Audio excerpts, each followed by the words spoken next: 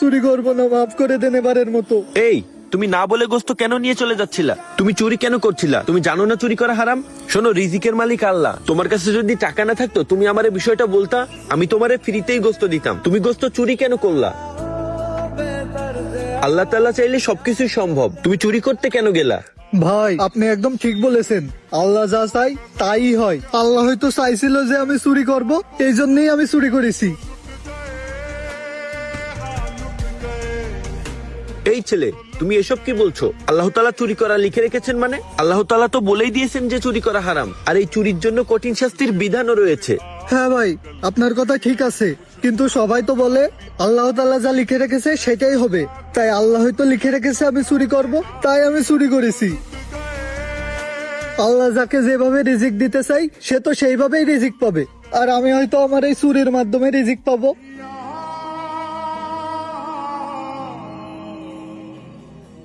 এটাই আল্লাহ লিখে রেখেছে, আমার কোনো দোষ নেই ভাই, আপনার আমাদের ছেড়ে দেন। শোন, তোর বোঝার ভুল হয়েছে। তুই বড় হয়েছিস ঠিকই, কিন্তু তোর বোঝার ক্ষমতা হয় না। ভাই, আপনি এসব কি করছেন? আল্লাহর হুকুম ছাড়া তো গাছের একটা পাতাও নড়ে না, আর আমি কি ভুল বললাম? হ্যাঁ, তোর এই কথার সাথে আমি একদমই একমত। আল্লাহ তাআলার হুকুম ছাড়া গাছের একটা পাতাও নড়ে না, কিন্তু আল্লাহ তাআলা প্রতিটা মানুষের ভিতরেই নিজের সিদ্ধান্ত নিজে নেওয়ার ক্ষমতা দিয়েছেন। হ্যাঁ ভাই, আল্লাহ তাআলা যা চাই তাই তো হয়, আর আমার চুরি করে দাও মনে হয় আল্লাহরই ইচ্ছা। নাউজুবিল্লাহ। শোন, একটা কথা তোকে আমি বারবারই বলছি, চুরি করা তোরই সিদ্ধান্ত, আল্লাহ তাআলার না। কারণ আল্লাহ তাআলা এটাকে আগেই হারাম ঘোষণা করেছেন।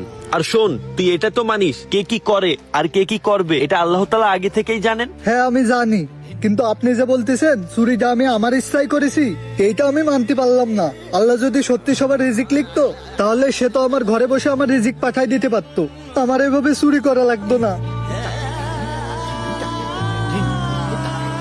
আল্লাহ তাআলা কেন লিখে রেখেছে যে আমি চুরি করব? সে লিখে রেখেছে বলেই তো আমি চোর হইছি। আরে বোকা, কে কি করবে এটা আল্লাহ তাআলা আগে থেকেই জানেন। তুই চুরি করে খাবি সেটা আল্লাহ তাআলা জানেন বিধায় সে লিখে রেখেছে যে তুই চুরি করবি। শোন, তোকে একটা উদাহরণ দিই। মনে কর তুই একটা জায়গায় দাঁড়িয়ে আছিস, সেখানে 4টা রাস্তা রয়েছে। এখন তুই কোন রাস্তায় যাবি এই সিদ্ধান্ত নেওয়ার ক্ষমতা কিন্তু আল্লাহ তাআলা তোকে দিয়েছেন। আর তোরে আরো একটা উদাহরণ দিই, তুই যদি একটা মার্ডার করস, এটা কি তুই আল্লাহ তাআলার ইচ্ছায় করবি? অবশ্যই না। তুই মার্ডার করবি দেখেই আর আল্লাহ তাআলা এটা আগে থেকে জানেন দেখেই লিখে রেখেছেন। পৃথিবীর সমস্ত কিছুই আল্লাহ তাআলার ইচ্ছায় চলে।